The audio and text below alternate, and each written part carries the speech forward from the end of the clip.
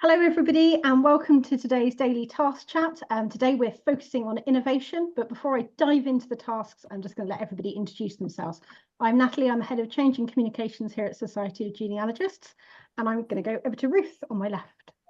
Hello, I'm Ruth. I'm the manager of the Events and Education programme here at the Society of Genealogists. And then Jude. Hi, I'm Jude Rhodes. I'm a family historian. I'm based in Yorkshire. And then Simon. Hi, I'm Simon. I'm the founder of weare.xyz, the family archive platform. I'm also on the committee of the Shropshire Family History Society, and I'm a very keen bird watcher. And then Joe. Hi, I'm Joe Saunders. I'm a historian and currently Vice Chair of the British Association for Local History. And then last but by no means least, Liz. Hello, I'm Liz Craig. I'm from the Society for One Place Studies. I've got a variety of one place studies of my own, village, institution, street. So yes, investigating place is a wonderful thing. It is indeed. Okay, I'm going to dive straight in and share my screen and load up the task suggestions for today. So the first suggestion today is to help you think about those little gems and big ideas that really influenced our ancestors' lives, whether that's the people, whether that's your direct ancestors, or whether that's just people in the past living in your place of interest. So from domestic appliances right the way through to travel and communications. The idea behind this task is for you to think about the things that influenced those lives or those places. And I know if I kick off first with you, Simon, because you were just telling me a lovely little travel antidote, that the sort of things that people might want to consider when they're looking at diving into these elements and exploring them as part of this task. Sure, yeah. So I love travel and transport and the changes that brought about. And as I was mentioning offline just now, that I did a book review of a wonderful book all about the Duke of Sutherland but it was actually about the servants and the infrastructure in the second richest family in Europe. And they had this house called Trenton Hall in Staffordshire, and they had Stafford House next to Buckingham Palace, and she was a lady in waiting to Queen Victoria. Anyway, they used to up sticks and all move up to their castle in Scotland, one of their many estates. And I was fascinated in the book how they started going by coaches and relays. It would take like three weeks, and you had to have 3 changes of horses a day, and it costs more than like half the entire household bill, etc. And then as the technology changed, they experimented. So one season or 2 seasons, they caught a steamer up the coast from London area up to Scotland. And then the railways, of course, came, but they inched closer and closer to their castle. Until ultimately the Duke of Sutherland decided he would simply pay for finishing off the railway, so that it went nicely to his castle doorstep. But I thought that was a really interesting glimpse into how it all changed over their lifetime, for the people who could afford it, of course.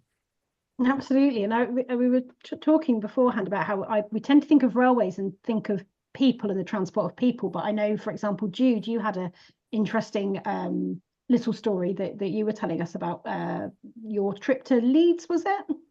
It was the Middleton Railway, and it was the first railway in the world, I'm pretty certain I've got that correct, that was built to transport coal from the coal field, which was 4 miles away from the city centre where the River Aire was.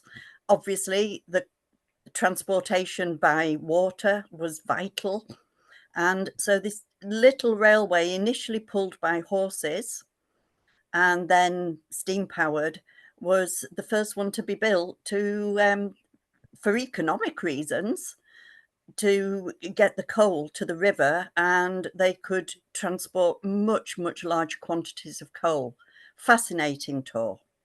Great, thank you for that. So that's just a couple of different ways that you could think of about travel to get your brains going. Could be roads, could be canals, could be railways, could be people, could be goods, could be landed gents and their whims.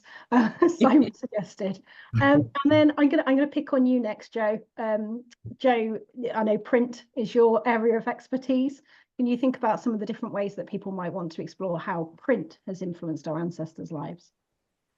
Yeah, absolutely. So print is really, really key. And from the 17th century onwards, increasingly visible in so much of people's lives across the world. So you've got obviously your sort of your big things like books and newspapers, so you can have a look through the various online newspaper repositories or in your local studies libraries, or you can look at books through, for example, Internet Archives or through good old-fashioned bookshops, particularly secondhand bookshops, things like that. And you can sort of explore the kinds of literature that people read, the kind of information that they received, not just, of course, the sort of the pure information that we might think of, politics or whatever, but, sports results, adverts I love, all these kinds of things. And one of the things I think to think about is print as it was beyond just the written word, and images are really important, and particularly from the 19th century, people have increasing access to images, technology changes, and for example, colours, so colour palettes of things that could be printed goes up something like 20-fold within 30 years in the 19th century. So what sort of colours, images, what kind of communication was put forward through print? And yeah, I think if you're going to be searching through, then if you're sort of doing searches online, then watching out for things like OCR, making sure that if you're using sort of keyword searches, that this isn't always, it's a fallible technology. So do watch out for that. And there's nothing really to replace sort of trawling through the print yourself, as long as you've got the time, that is. But yeah, something really important to think about as you understand the context of your ancestors' lives and the places that they're in, as well as obviously looking for people and places themselves. It's funny, actually, talking about print and talking about images there. One of the suggestions on here for things for people to explore is household appliances. And I was thinking about some of those fantastic ads that you get from sort of the 50s or the 60s when refrigerators maybe started first coming in, and how you could go on somewhere like the Internet Archive and find old magazines and actually look at those images and try and think about what are they actually selling? Obviously they're selling a good, but they're also selling a lifestyle or an idea. And what does that tell you about the time in which those people were living? And how is that the same or different to today? I love compare and contrast exercises. And also, talking to older generations, my grandparents like to tell me about how they didn't have a refrigerator when my dad was first born, and they were saving up for one. So tapping into those older generations if you can, and asking them questions. Jude, if I come back to you for maybe a couple of suggestions very quickly on sanitation and medicine, and then we'll move on to the next task. Absolutely. Thank you, Natalie. With these two areas, obviously very interlinked, sanitation, I think of social history, medicine, certainly innovation. But I think for people researching their own family and or their own place, there's two sides to this, I think, that are important and interesting. One is to read up, find out what health was like in the past, how people lived in the past. And then you're putting yourself as near as you can into how your ancestors were living and the differences in, the way of life that impacted on their health before, medicine was even available in the way we think of it today. So I think there's that, read up about it to kind of get your head a little bit round how different it really was. And then I think with medicine, there's so much that, you can delve into in your place. Things like, was there a GP? What did the GP do? Did he have another job at the same time? Where did he live? Was a hospital built in your place? And if you have got a stately home in the area where you're living, check out whether that was used in wartime. A lot of the big stately homes, I'm thinking straight away here of, Downton Abbey, where, it became a hospital. So many places did. So have a little think about that. Not an aspect that would have maybe come straight to mind. Was there an asylum built usually on the outskirts of a town or even a village where they were slightly isolated from the residential areas? So lots of physical things to look at with, were hospitals built? And then in more modern times, when was the first clinic? You know, mother and baby clinics, you know, coming into a more modern time. So I think, in a nutshell, read up about how things used to be. There's so many brilliant talks, and, you know, research possibilities to Yeah, be and able we've got to our look for whole this. that absolutely, and we've got our whole health and medicine day, which will really help with particular box, I think, as well. Yes. So you can't talk about innovation without thinking about medicine. I don't think the two really go hand in hand, and continuously so. Ruth, Absolutely. I mean, we can't imagine no antibiotics now, can we? no, absolutely. Ruth, you've got your hand raised, I think, if you wanted to. Yeah, I'm talking about antibiotics and comparing past and present. That one's really been brought home to me recently. My sister and her daughters and husband are on a interrail trip around Europe. My niece is 10. My sister recognised that she wasn't feeling very well and was looking at the symptoms and was fairly convinced that she had scarlet fever. They took her into the hospital in Bucharest. She was given some antibiotics, some paracetamol. Her temperature came down. Within 24 hours, she's not infectious. They had a day in their Airbnb, and then they're off enjoying the rest of their holiday with a reasonably healthy 10-year-old. And that just sort of set me thinking, you know, my grandfather, her great-grandfather, when he was about 19, he got scarlet fever. There wasn't paracetamol then. His temperature, fever was so high, he lost all his hair. And then when he was 2, so going back another generation, his father had scarlet fever. And I found in the newspaper a story that he'd been in the isolation hospital for a couple of days, was feeling a little bit better, and took himself home, and then was in court and fined £2 for in 1919 for discharging himself from the isolation hospital. And he apologised to the judge and said he hadn't meant to cause a bother. But just sort of the difference between 1919 and late 1930s, when our ancestors had scarlet fever, and how so much easier and less worrying that was last week for my sister and my niece. Yeah, absolutely. I can relate to that. My children, 2 of them had chickenpox fairly recently, and one of them in particular was really, really covered in chickenpox, and I was really keeping a close eye on it, because I know chickenpox can still be quite nasty, but it did make me think, you know, what must it have been like to watch your child get smallpox? And there was nothing you could really do about it, and the devastating impact that could have through communities. So those innovations coming through, and not forgetting here as well, our NHS is an innovation in itself, you know. So yeah, Liz, you've also got your hand raised, so I'll do one more and then we'll go on to the next task. Just a very quick one, or a very quick couple of recommendations. One would be to look at vaccine registers in your place, because they can be, you know, a very interesting source of, you know, seeing who was vaccinated, who wasn't vaccinated, and also look in the local newspapers to see if anybody was fined for, you know, for missing the vaccination. So that would be one tip. And another one, thinking about travel, I heard a website, and I wish I could remember the name of it, but I'm sure if you Google it, it'll come up. There's a repository of diaries online, and you can get some really good accounts there. The example I saw it used on a course was people's accounts of travel. So they'd say what it was like to be traveling by stagecoach or by cart, that kind of thing. And that can really bring your place and your ancestors' travel between places to life. Oh, that's a couple of brilliant tips, Liz. Well done. Thank you very much.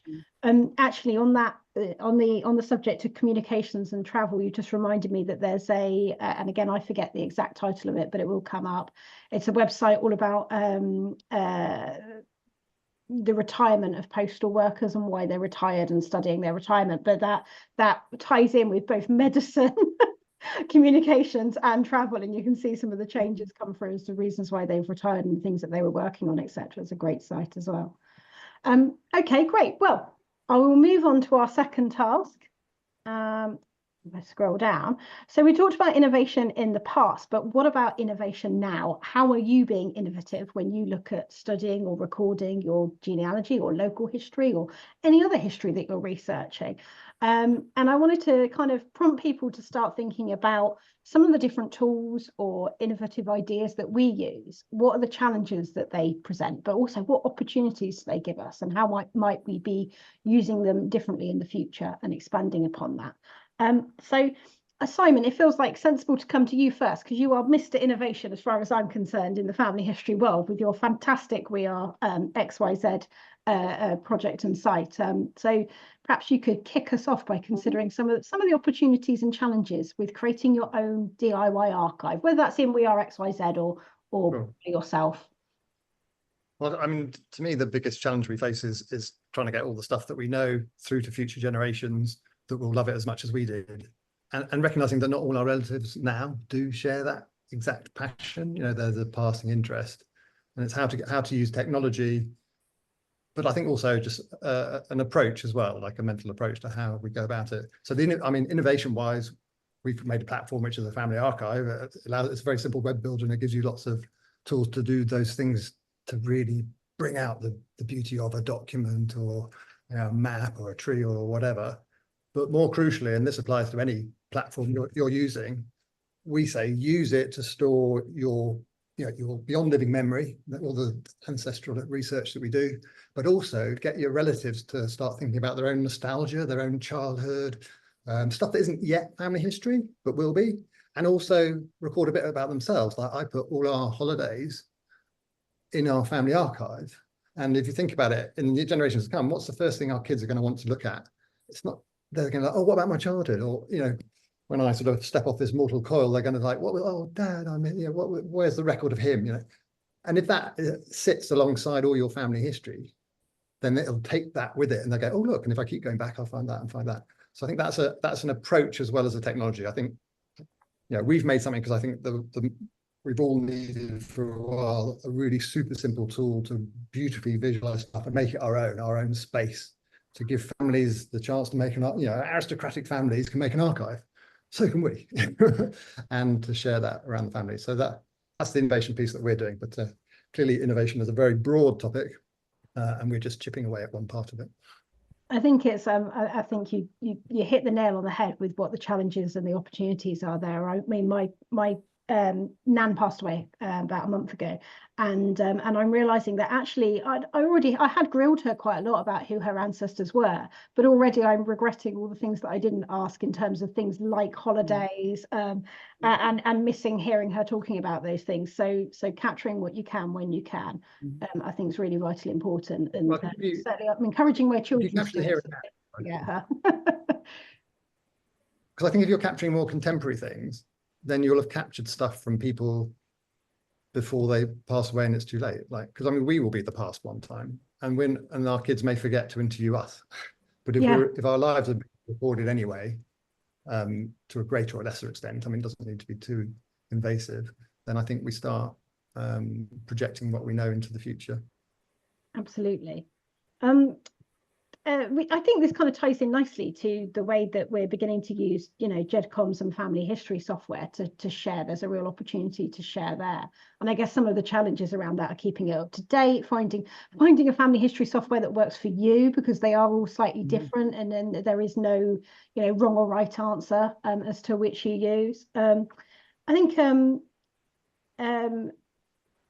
digital collections I've got there as well, and I think that can be really broad. My mind's just gone blank because I've been talking so much. So if anyone else wants to chip in on any thoughts they've had about digital collections, Joe, you put your hand up first, so I'll come straight to you and take a sip of my coffee.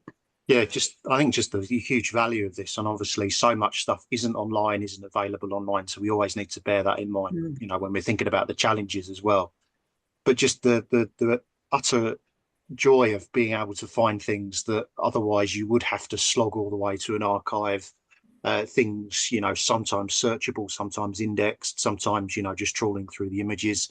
And there's such a huge variety. Obviously we've got the big sites, haven't we, that we can think about, these big digital repositories, but we have lots of archives that have made things accessible themselves, as well as, for example, family history societies, university special collections. So I think one of the big things about digital collections is they aren't always where you might think in the sort of big ancestry, find my past type things. There's lots of other things. For example, the University of Leicester Special Collections, Essex Record Office has a fantastic set of digitised parish registers, for example. So yeah, have a little look, and maybe just go to Jude, see what your thoughts are, Jude.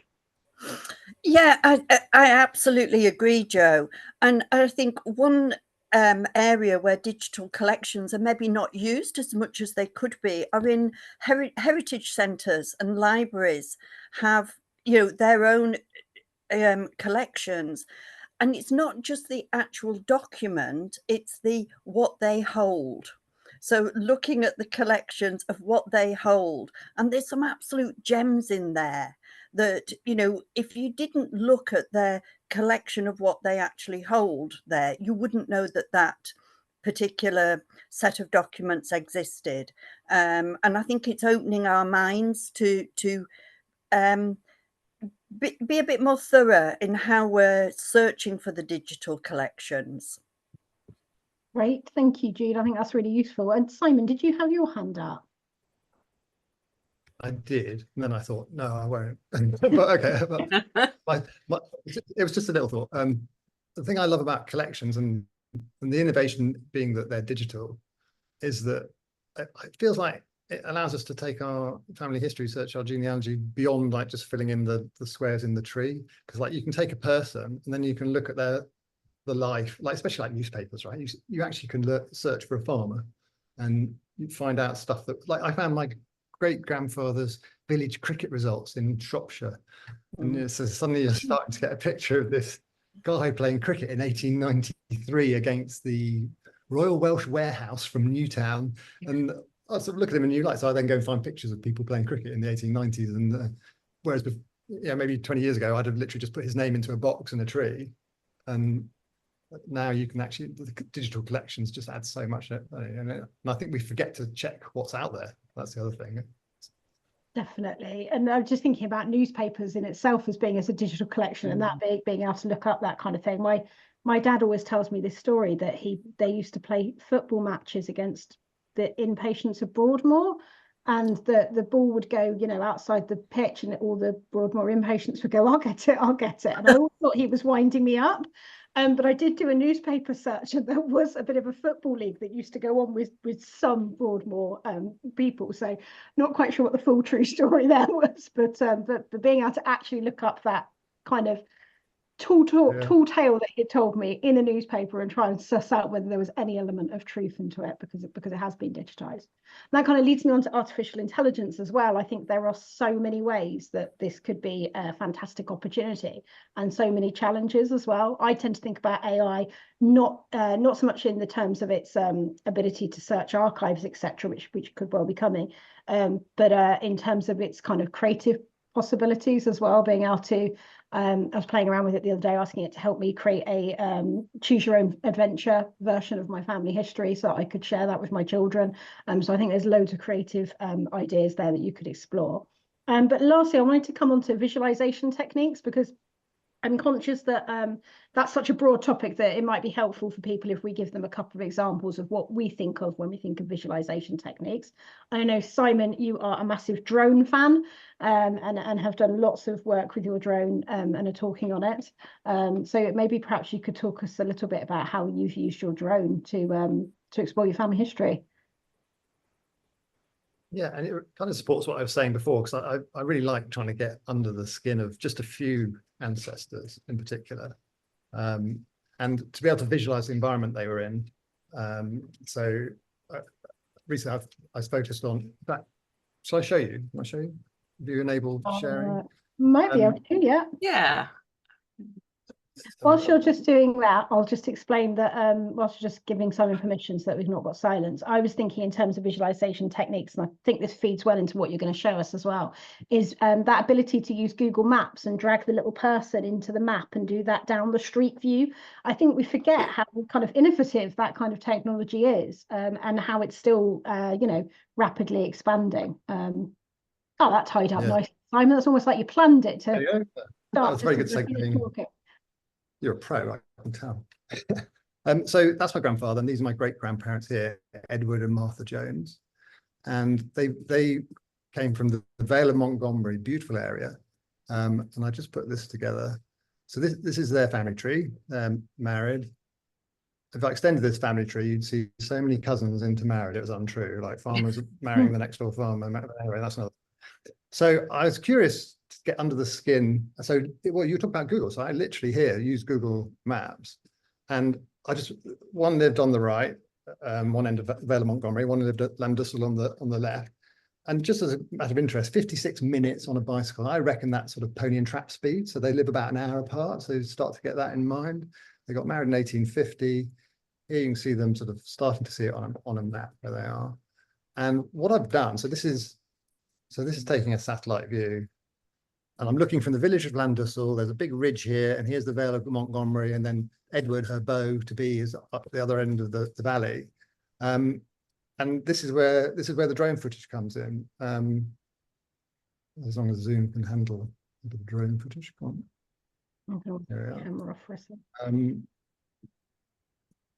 Let's go. I'm just going to fast forward a bit. So I've sent the drone up above this wonderful war memorial above the town of Montgomery. There's the town of Montgomery. I'm on the ridge above where Martha's born. And to the right, I'm now looking up the Vale of Montgomery. I'll just flick through towards where Edward was born. And then in a minute, it's going to flick back round. So you can imagine he lives on the other side. That's a hill of Corndon on the left there. Now I'm looking right up the valley, and Edward's at the far end. Now I've switched back the other way, and I'm looking back down over the back of the hill, down towards the little village of Llandyssil, where, if you're interested, is where Iolo Williams lives from Springwatch. That guy, he lives down in this village. And we zoomed down, and my great grandfather, she was born down there. Sadly, it was demolished in 1970 before I could get to it. But all these fields, that's their field. So you can see it's a very steep slope up here. I've walked up it with my dad, actually, to sort of recreate the steps, because his son took a farm at the top of the hill. But Eric, you take my point. Like, I'm starting to wander through the land, and then here's the tithe map showing the actual fields that we've just been on. That was the wood, and the drone was here, and we were looking down this slope. And then I've gone to the other end of the valley to Edward, and he looks back over to Martha. He doesn't know Martha's over there. Martha, where are you? I'll find you. And what I'm doing is I'm wondering, like, how did they actually meet, right? Because maybe it was the farmers market in Montgomery. Maybe that was their central farmers market. I don't know. They were both Wesleyan, I think, by origin, and they were quite a tight-knit, non-conformist community. So it could have been that. This is taking off from the other end of the spectrum. Just fast forward it. But this is Kevin Drake, and he's just such a lovely visualization tool. These are exactly where my ancestors walked, and so that's an example of, I think, new technology and visualization. These are actually all the relatives that happen to farm in the area. This guy here in the yellow and the guy in the orange, their grandchildren are going to marry. They never knew each other at the time, but then I found out they lived over the ridge from each other. But I'm digressing. But the other thing that's not in this, I'll stop sharing if I can, just to extend into visualization technology generally. I recently purchased a 360-degree camera. And so I put up my bicycle and I cycled around the Western Front in Flanders, searching for my grandfather's cousin, the field where he fell. And I put it on my bicycle and I cycled all over the battlefield. And you can then take that video and you can drag and point it in any direction. So you're advancing across this battlefield and you're giving all these views of, oh, he marched across here, and then comparing that with trench maps and things like that. Oh, wow, that's incredible. Again, back to this incredible idea. Just this whole notion of visualization and bringing it slightly to life. And that was ultimately really moving, because I found the field, thanks to the trench maps and the unit war diaries, I found the field he died in. A shell landed on his head. He's never been found. And I took some mud from that field. I got a drone's eye view of the field. I took some mud, and I'm going to go and put that in the farmyard where he grew up as a kid and never got back to. So yeah, these things just allow you to get under the skin and bring them a bit to life. Sorry, I'm babbling on, sorry, but that's me in visualization. No, thank you. I think that's some absolutely fantastic examples. And one of the things I really liked about your examples there is actually they use lots of different visualization techniques and lots of different resources and pulled them in together. And I think that's a really big opportunity that people might want to consider. So whether you're thinking of going out and getting a drone or a 3D camera, or whether actually you're just looking at how you might more holistically share your family history stories, or how you might use a digital collection, or how you might record and do the kind of recording of sources a bit better, for example, or a bit more consistently. I know I sometimes struggle with that when I'm in a rush. I think just actually taking a step back and thinking about how innovative are you being, and how are you using technology to your benefit as well, and what are some of the challenges it's presenting you, and is there other bits of tech that can help you get past some of the challenges presented by other bits and pieces. So that wraps up our tasks for today. I hope you enjoy our whole day of innovation and another packed day of talks. We'll be back tomorrow with another daily chat. Thank you very much. You all want to wave goodbye whilst I stop the recording?